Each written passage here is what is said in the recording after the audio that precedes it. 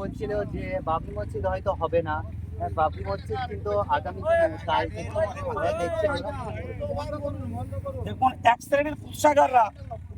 শ্রেণীর কুৎসাগাররা তারা কুৎসা করবে।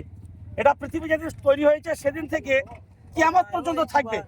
কিন্তু বাবরি মসজিদ হবে, এতে বাবরি মসজিদের বিরোধিতা করার জন্য কে আছে কিছু নাই তাতে কিচ্ছু আসে যায় না।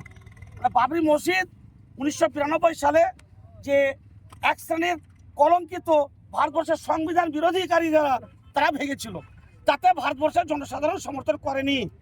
এক শ্রেণীর কুৎসাগার ছিল, তখন তারা কলঙ্কিত আইন বিরোধী কাজ করেছিল, তাই সুপ্রিম কোর্ট অর্ডার দিয়েছিল। এটা আবেগের, তাই মুসলমান সমাজের তথা ভারতবাসীর একটা আবেগ ছিল যে বাবরি মসজিদ স্থাপিত হোক। তাই সেটাকে প্রাক্তন মন্ত্রী, ভরতপুরের বিধায়ক, বর্তমান জিওপি দলের কর্ণধার, উনার ব্রেন দ্বারাই নেতৃত্ব দিয়ে উনি এই বাবরি মসজিদকে স্থাপিত করার চেষ্টা করছেন। ইনশাল্লাহ শুরু হয়ে গেছে।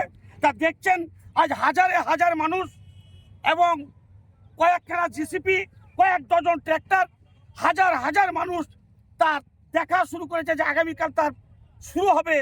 তা আজ তার প্রস্তুতি সব চলছে। আপনি কতটা আনন্দিত? তা আমি আনন্দিত কতটা আছি, শুধু আমি নই, শুধু নদিয়া মুর্শিদাবাদ নয়, গোটা ভারতবর্ষের জনসাধারণ জাতি ধর্ম বর্ণ নির্বিশেষে, দল বল নির্বিশেষে সর্বস্তরের মানুষ খুশি। এক শ্রেণীর কলঙ্কার তারা অখুশি, মানে তারা চাই তার নেতৃত্বে হোক। আর মশাই একজন তো নেতৃত্ব দেবে, সকলে তো নেতৃত্ব দিতে পারে না। হয়তো কোনো বিধানসভার কোনো বিধায়কের উপর কারো রাগ থাকতে পারে, তাই বলে ধর্মের উপর রাগ করবে? কোনো আলেমের উপরে কোনো আলেম রাগ করতে পারে, তাই বলে গোটা পবিত্র কোরআন মাজিদের উপর দুঃখ করবে? আর বাবরি মসজিদের উপরেও দুঃখ করবে? এ কি উদ্দেশ্য? এটা কারা তারা? তাই যারা কুৎসাগার তাদেরকে বলবো আর নয়, সমঝোতা হয়ে কথা বলুন, ভেবে চিন্তে কথা বলুন। এটা ভারতবর্ষ, এটা পশ্চিমবাংলা, এটা মুর্শিদাবাদ, এটা বাবরি মসজিদ হবে ইনশাল্লাহ। গোটা ভারতবাসী এতে সমর্থন আছে। তাতে আপনার পছন্দ হলো ওই ব্যক্তিটাকে কি না হলো সেটা কিছু আসে যায় না। এটা বাবরি মসজিদ হবে, এটা গোটা ভারতবাসীর সমস্ত স্তরের মানুষের সমর্থন আছে।